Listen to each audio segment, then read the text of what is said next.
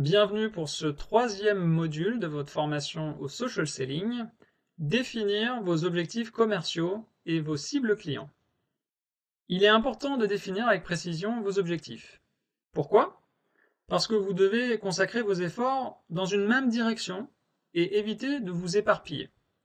Nous n'avons tous que 24 heures par jour et pour être plus précis, plutôt 8, 9 ou 10 heures de travail effectif de travail par jour. Alors, je vous propose de travailler selon une méthode SMART. Alors, une méthode SMART, ça signifie méthode intelligente? Pas directement, même si le jeu de mots avec le cible a été bien trouvé. Prenons chaque lettre une par une. SMART comme S, comme spécifique ou simple. Votre objectif à fixer peut être personnalisé, il doit être en lien avec votre persona, et ensuite, surtout, il doit être simple, car simplicité est synonyme d'efficacité. M pour mesurable. L'objectif doit être précis et doit pouvoir être quantifié grâce à des indicateurs. Cela peut être un nombre de prospects à transformer en clients, un nombre de rendez-vous physiques à obtenir, et ainsi de suite. A dans SMART pour ambitieux.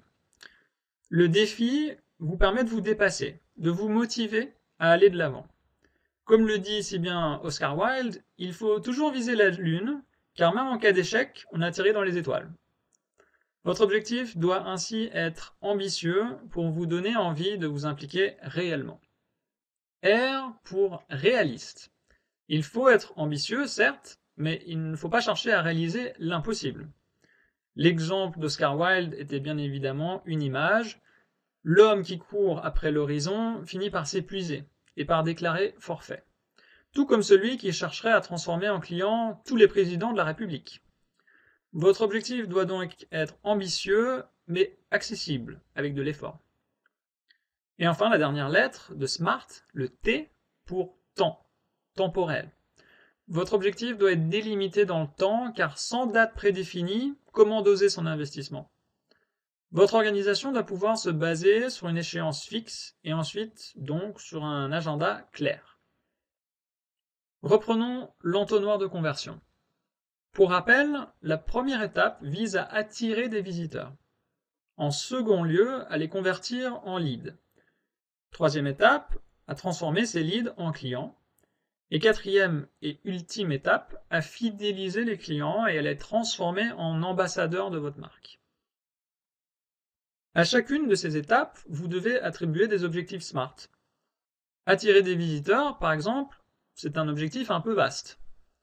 Pour être plus spécifique, on pourrait reprendre les caractéristiques de notre persona, d'un des exemples précédents, c'est-à-dire notre cible marketing ou commercial type, et on chercherait donc à attirer des femmes de 35 ans, vivant à Paris, fumant et ne faisant pas assez de sport.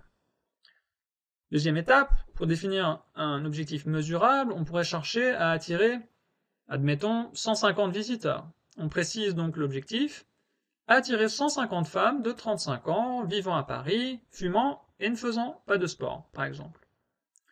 Troisième étape, est-ce que c'est assez ambitieux? Peut-être pas assez pour être motivé.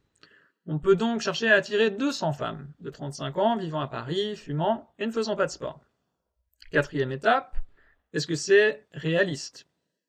Là, il faut que vous l'étudiez et on peut aboutir à la réponse que oui, nous avons les capacités financières, techniques, organisationnelles pour atteindre cet objectif avec de la bonne volonté. L'objectif est-il délimité dans le temps? Cinquième question à se poser.